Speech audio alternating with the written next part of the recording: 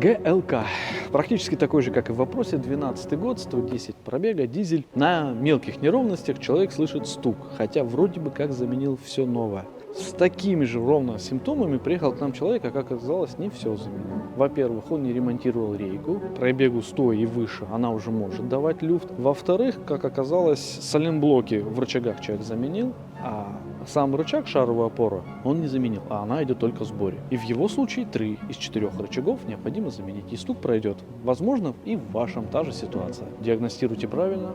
Всего вам хорошего.